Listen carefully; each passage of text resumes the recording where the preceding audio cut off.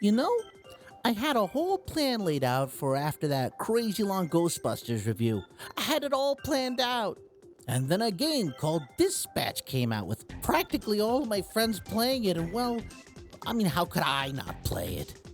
Off the bat, looking at it through trailers and blurbs written on the interwebs, this game seems like it's just written for me. Well, at least the broad overall concept was written for me. You see, I'm a big fan of memorable characters, both main and side ones.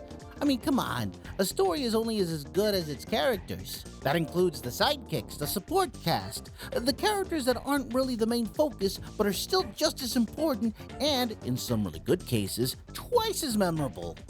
Is that why you like me so much, boss? I plead the fifth. And in this case, everybody and my ninth cousin removed has been talking and raving about this new game called Dispatch. It's one of them story games like the old Telltale games. While it has some gameplay elements, the huge gameplay mechanic is basically making choices. The choices you make dictates the route the narrative goes in. Don't forget that you have a bit of a time constraint as far as making choices, too. So, you don't have much time to think on things. Oh, you most certainly don't. Unless you're me and you cheese it by pressing pause and agonizing about every possible decision because decisions are scary. And even though this is all fiction about a bunch of pretend people, it still paralyzes me with fear because this game spans multiple episodes, 8 episodes, and unlike most games that say that your choice matters, your choices actually do matter in this game, and the last thing I want to do is make a decision that I'll forever regret for the rest of my life. Whoa, boss, calm down. This is just a game.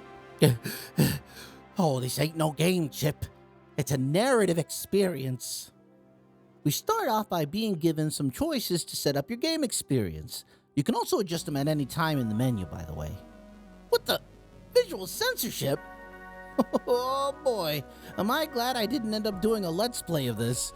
That there option's gonna make me straight up be unable to just show all sorts of scenes in this game. Ooh, are there some spicy scenes in this game? Good golly, there most certainly is. I ain't at liberty to say what's the nature of some scenes, but it can be quite a lot, but in a good way. I guess depending on whether or not you're actually wanting to see such things. The power of choice is given practically from the start. The decisions you make as Robert truly shape the narrative. It determines how characters talk to you, what direction certain story elements go. Hell, at certain points you dictate the fate of certain individuals that carries over until the 8 episodes are done. What's that?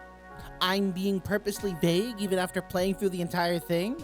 Why, yes I am. But why, though? Don't you want to tell the viewers all about the game? Well, yeah, of course I do, Chip. But the story in this game is so damn good. It's so compelling, and I feel like it would rob anyone who's willing to give it a chance if I talk about it in depth. I went in blind, and boy, howdy, am I glad that I did. It made for a wicked awesome experience.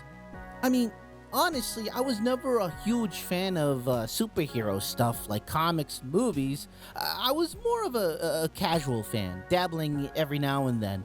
I mean, the most recent stuff I've watched is the Into the Spider-Verse movie and the My Adventures with Superman show. Oh, and I think Thunderbolts, technically. Oh, and I did watch a little bit of X-Men 97, but, The name's Gambit, mon ami. I stopped for various reasons. But as a whimpering wet noodle of a person that I am, I was compelled to play through this entire story. I've never seen these characters before, and yet I would sell my kidney to save any one of them. Well, most of them. There's also more than story and choice, as awesome as that is. There's a few more game mechanics that you get to play around with as you move through each episode. I mean, after all, the game is called Dispatch, so that's exactly what you do. The main character ends up working for the Superhero Dispatch Network, shortened to SDN, an organization that sends out contractually obligated superheroes to help out subscribers in the network. It's all coordinated in their home office located in Torrance, California, though they've got branches all over the world. This part of the gameplay reminds me of games like 911 Operator or This is the Police. Amidst all the story, intrigue, and action, your job as the player is to help coordinate which heroes go where. Under normal circumstances, all this would be as easy as pie. However, it's not the case here because you've been given not the A team, no, not that one, or the B team. You didn't even get to work with the C team. You get to work with the company's literal Z team. This team is made up of individuals who are formerly villains who have been given a second chance due to the organization's Phoenix program. Though I gotta say, even though that's the case, a lot of these characters really don't act like heroes. Hey team, this is your dispatcher, Robert Robertson. I'm starting my first shift. Oh my god. Tell me that's not your real first Stop it, name. You can't be this shook on your first day. Come on. Can we clear the channel, please? There's a lot of overlapping on this. I saw him in his underwear. Who? Roberto's son? I saw him in his underwear. He back in mine? Oh, but he's got a lot of bruises, which I'm into. Again, please clear the channel. Get it, your emo. Regardless, I'm pretty sure they garner a bit more respect than Team Fortress. No, not the game, the actual team. The team within the lore, you know, Team F. Pretty sure they yanked their letter off of that big statue that they had with all the other teams on it. Though, come on, you gotta give them some credit. In the lore of the game, the goddamn medic literally pours the soldier's blood back into him with a bucket, and he's alive during. Yoo-hoo! Refocus, boss. You're getting sidetracked again. Oh, but Chip, after the demo man was forced into sobriety, he willed himself to be drunk again by converting his stomach into a distillery. What? Well, it makes sense in context. How? As you progress in the game, you'll be getting to know each member of the team more.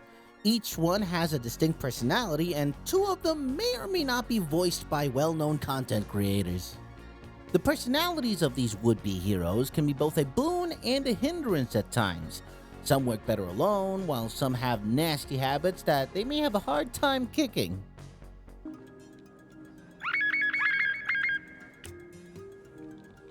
Fire at a local park has gotten out of control. Did you start that fire? No. The fire that's burning 2 blocks from where you're standing. You didn't start that. Yeah, I don't know what you're talking about. I'm on break, so how could I know? Flambe, stop fucking around. I've got enough problems without you making new ones. Whatever, man. You can choose whoever to send wherever, but if you want to be successful, you gotta be mindful of who you send where. Each hero on your roster has skills in combat, vigor, mobility, charisma, and intellect. Each mission will have requirements that won't be spelled out for you. You need to figure out the context clues in the description of the missions in order to figure out who would be best suited for it. It tries to help you by highlighting these clue terms, but the farther you get, the more cryptic it becomes. When you send a hero, the success is measured in a little mini-game where the graph of the hero's abilities is overlaid with the graph of what ends up being the requirements of the mission.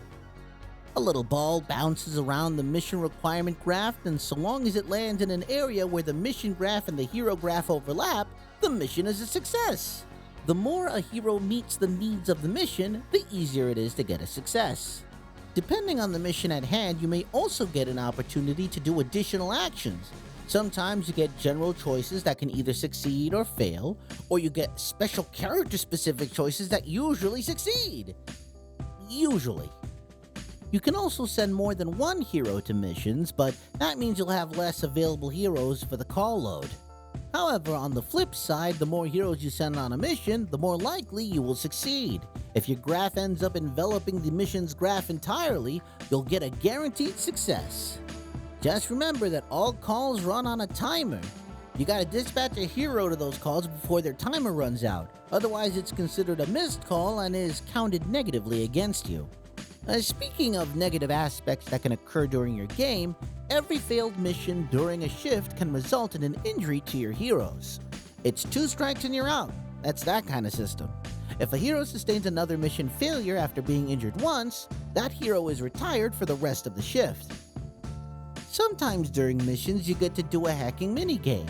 This involves moving a little icosahedron along the fixed path and doing things like accessing different paths, getting to and needing to remember password combinations, and running away from evil red spheres who serve as antiviruses.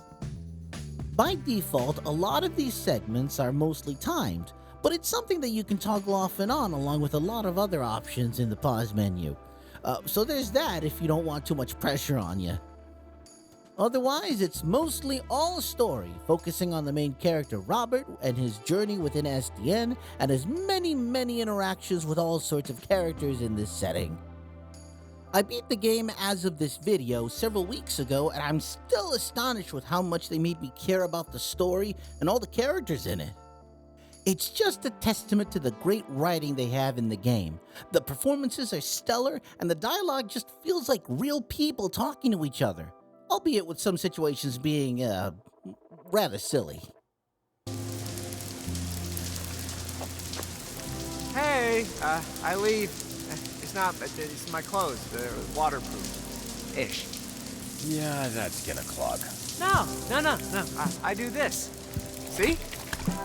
Ah, didn't realize you had a plan. But silly is just one of the many layers to this game. In a story about superheroes, it walks the line of being fairly realistic without falling into the dreaded pitfall of being gritty, depressing, and dark. I mean, sure, that's an aspect that can be used to tell truly compelling stories, but for far too long in media, especially in superhero-related media, it's been leaning heavily into that way too often. I mean, look at this! Well, I can't really show any of it because everyone's dying! Horrifically! Dispatch does a fantastic job of walking that line, giving us deep and oftentimes intense elements, but it always reels it in with lightheartedness, with humor, with hope. And in a game about superheroes fighting evil, helping people, and doing the most good that you can possibly do, I mean, isn't that what it's all about? When it boils down to it, this game is just straight up a phenomenal kind of game. Or should I say, a phenomenon kind of game, huh? Yeah? I'll see myself out. Okay, cool. So this is a very narrative-heavy game about superheroes where your choices matter. It has a very involved story and memorable characters. Oh, it most certainly does, Chip. I can't recommend this enough to folks. If you like those old point-and-click adventure games or those old Telltale games, then this one's certainly for you. Just make sure to pick the right kind of settings for you in the beginning. The devs and the writers were not shy about certain scenes, let me tell you. Anywho, thank you so much for watching this video here. If you like what you see, make sure to superhero punch that subscribe button, bring the like button to justice, and ring the bell of that bell as a finisher. And as always, remember, Stay safe and keep on gaming.